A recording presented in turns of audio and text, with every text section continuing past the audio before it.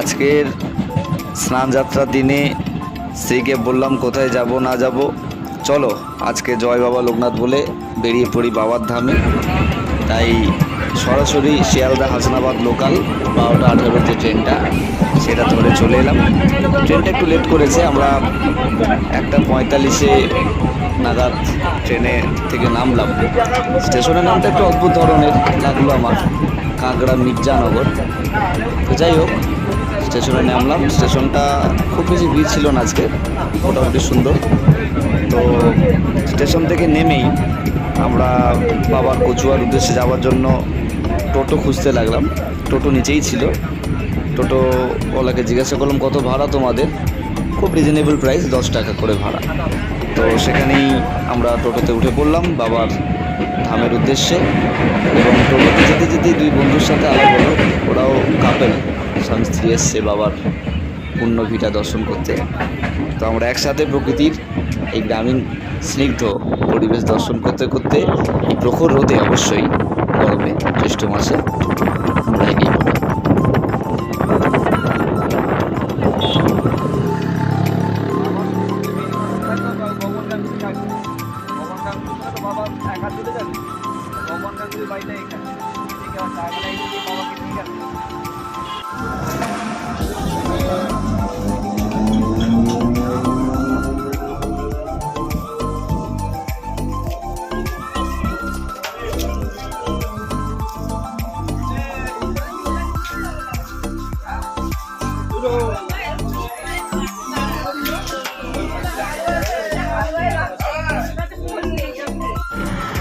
বাবার মন্দিরে আমরা তো পৌঁছে গেলাম।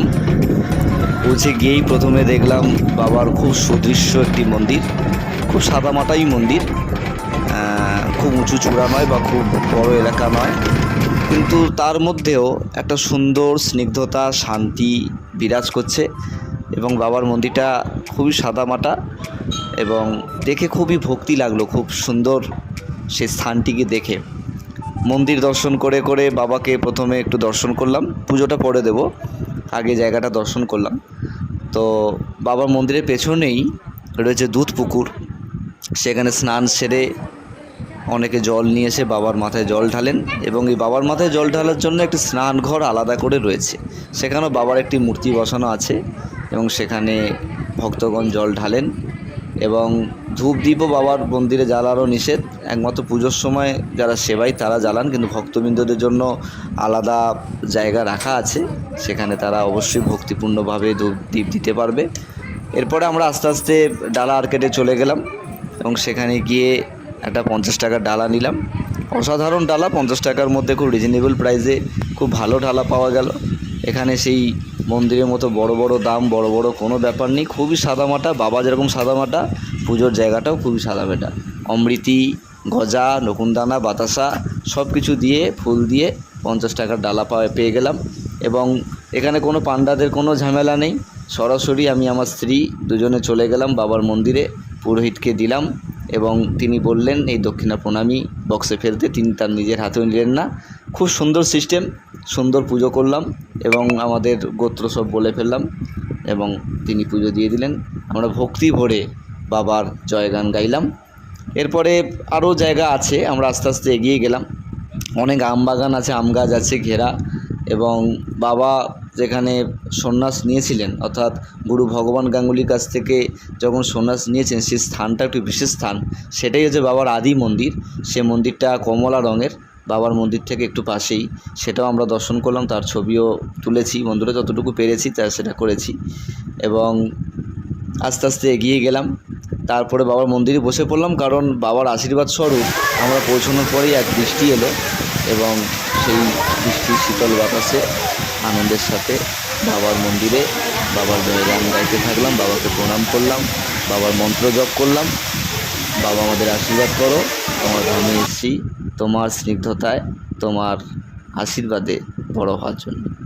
বাবার ধামে এসেছি, কিন্তু বাবার ভোগ খাবো না, এটা তো হতে পারে না। তাই আমরা যখন পুজো দিয়ে উঠলাম তখন কিন্তু অলরেডি 2টো বেজে গেছে। ভোগের কাউন্টার প্রায় বন্ধ হবে। কিন্তু বাবার অপার মহিমা আমার উপর, অহেতুকি কৃপা, ভোগ পেয়ে গেলাম। এবং আমরা এগিয়ে পড়লাম ভোগের কাউন্টারে। জিজ্ঞাসা করলাম ভোগ আছে কি না। তারা বলল হ্যাঁ অবশ্যই ভোগ আছে। ভোগের দাম বেশি নয়, মাত্র 60 টাকার কুপন। দুজনে দুটো কুপন কাটলাম 120 টাকা এবং আস্তে আস্তে এগিয়ে পড়লাম। এখানের বলা উল্লেখযোগ্য যে ভোগের ঘরে দুটো জায়গা আছে আমি দেখলাম। সেটা হচ্ছে একটা হাই বেঞ্চ, অর্থাৎ আমরা স্কুলে যেরকম পড়াশোনা করার জন্য বসতাম সেই রকম একটা ব্যবস্থা, এবং মাটিতে বসেও বাবার ভোগ গ্রহণের জায়গা রয়েছে। মনে হয় কোনো উৎসবকালে বা যখন অত্যাধিক ভিড় হয় তখন ওই ঘরটাকেও ব্যবহার করা হয়। এছাড়াও আমি যেটা লক্ষ্য করেছি, সিনিয়র সিটিজেন এবং প্রতিবন্ধীদের জন্য আলাদা আলাদা আসন সংরক্ষিত আছে ভোগের ঘরে, এবং সেখানে বসে খুব আরামদায়কভাবে ভোগ খাওয়া যায়। ভোগ এসে গেছে, খুব আনন্দ হচ্ছে ভোগ দেখে। প্রথমেই থালা, প্রথমে খিচুড়ি পড়লো, খিচুড়ি খুব সুস্বাদু। তারপরে ফ্রাইড রাইস, অত্যন্ত সুস্বাদু ফ্রাইড রাইস হয়েছে, সম্পূর্ণ ঘি দিয়ে তৈরি সেই ফ্রাইড রাইস, অত্যন্ত মনোহর মনোমুগ্ধকর খেতে। এবং ফ্রাইড রাইসের সাথে সাথেই পড়লো আলুর দম। আলুর দমটা খুবই সাদামাটা, আমাদের আধুনিক কাশ্মীরি আলুর দম নয়, সাদামাটা একটা গ্রামীণ আলুর দম। তার সাথে একটু সবজি অর্থাৎ পটল ব্যবহার করা হয়েছে, এবং সেই আলুর দম দিয়ে মনেও প্রাণ দিয়ে সুন্দর করে তৃপ্তি করে খেলাম। তারপরেই পাতে এসে পড়লো চাটনি এবং পায়েস। অসাধারণ অসাধারণ লাগলো বাবার ভোগ। বাবার ভোগকে প্রাণ জুড়িয়ে গেল, আর খাওয়ার কোনো প্রশ্নই ওঠে না। সঙ্গে ছিল ঠান্ডা জল, ভোগকে ঠান্ডা জল খেলাম, অত্যন্ত শান্তি এবং সমৃদ্ধ হলাম মনকে। বাবার জন্মভিটে অর্থাৎ কচুয়া গ্রামে এসে যেহেতু আমরা দর্শন করেইছি, বাবার স্থানও দর্শন করেছি, কিন্তু আরেকজনের বাড়ি দর্শন না করলে বাবার এই জন্মস্থান দর্শন করার বৃথা। সে হলো বাবার সবথেকে প্রিয় বাল্য সাথী যিনি ছিলেন, এবং যিনি এক কথায় বাবার সাথে সন্ন্যাস নিয়ে বাবার সাধন সঙ্গী হয়েছিলেন, সেই বেণীমাধব বন্দ্যোপাধ্যায়ের বাড়ি আমরা দেখতে চলেছি। ঠিক কচুয়া বাবার মন্দির পার করেই রাস্তা পার হয়ে আমরা চলে যাচ্ছি বেণীমাধব বন্দ্যোপাধ্যায়ের বাড়ির দিকে। এবং দেখো খুব সুন্দর করে একটা তোরণ করেছে লোকনাথ মিশন, এবং সেটা পার করে এগিয়ে যাচ্ছি। প্রথমে বুঝতে পারছিলাম না যে এখানে তার বাড়িটা কোথায়, আমরা তো প্রথম এসেছি। তাই স্কুল ফেরত কিছু বাচ্চাদেরও জিজ্ঞাসা করলাম যে বেণীমাধব বন্দ্যোপাধ্যায়ের বাড়ি কোথায়। তারা এক কথায় দেখিয়ে দিল। আমরা এগিয়ে গেলাম, সুন্দর পুকুর পাড়ে দেখতেই পাচ্ছেন যে সেই প্রাচীন বাড়ি, মাটির বাড়ি। যতটুকু প্রাচীনতা রাখা যায় লোকনাথ মিশন সেটা চেষ্টা করেছে, এবং সেই ঐতিহ্য, সেই প্রাচীনতা, ইতিহাস ধরে রেখেছে। এবং আমরা আস্তে আস্তে এগিয়ে গেলাম। দেখো খুব সুন্দরভাবে সংরক্ষিত শ্রী শ্রী বেণীমাধব বন্দ্যোপাধ্যায়ের বাড়ি, এবং ভেতর থেকে দেখতে পাচ্ছ যতটুকু আমি তোমাকে দেখাচ্ছি তোমাদের, সেই বেণীমাধব বন্দ্যোপাধ্যায়ের ছবিও রয়েছে, এবং এখানে নিত্য পুজো হয়, স্পষ্টই বোঝা যাচ্ছে সেবায়িতরা থাকে। বাবার সেবা করলে অবশ্যই এই শ্রী শ্রী বেণীমাধব বন্দ্যোপাধ্যায়ের সেবা করা অবশ্যই জরুরি, কারণ ইনিও একজন সিদ্ধযোগী, সিদ্ধ পুরুষ।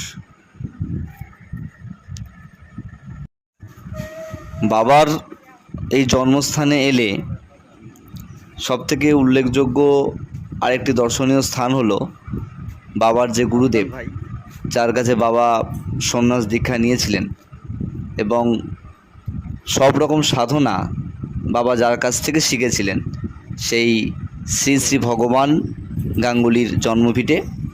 তাই বাবার জন্মস্থান থেকেই আমরা আস্তে আস্তে এগিয়ে পড়লাম গুরু ভগবান গাঙ্গুলি জন্মভিটে দর্শনের জন্য। দেখুন কত সুন্দর তোরণ করা হয়েছে লোকনাথ মিশনের পক্ষ থেকে, এবং সেই তোরণ পার করে পুকুর পার হয়ে, খুব সুন্দর করে বাঁধানো পুকুর দেখতেই পাচ্ছেন, সুন্দর সুন্দর করে আমরা এগিয়ে পড়লাম। এবং এগিয়েই আমরা এক প্রাচীন বাড়ি, একটা পুরনো বাড়ি দেখতে পেলাম। যদিও বা লোকনাথ মিশন মোটামুটি ভালো রাখার চেষ্টা করেছে, যত্নার্থী করেছে, তাও বাড়িটিতে একটা সুন্দর প্রাচীনতার ছাপ আমরা লক্ষ্য করছি। এবং তার মধ্যেও দেখতে পাচ্ছি খাট বিছানা, যতটুকু দেখা যায় বন্ধুরা তোমাদের দেখানোর চেষ্টা করছি, যতটুকু দেখা যায়। এবং এখানে দেখো আমবাগান আছে, সেই প্রাচীন বাড়িগুলো রয়েছে ভাঙা ধ্বংসাবশেষ, বহু প্রাচীনকালের ব্যাপার, পুরনো ইতিহাস এখানে কথা কয়। সেই ভগবান গাঙ্গুলির বাড়ি তোমরা দেখতে পাচ্ছ। তাই আরেকবার বলবো, জয় বাবা লোকনাথ, জয় গুরু ভগবান গাঙ্গুলি।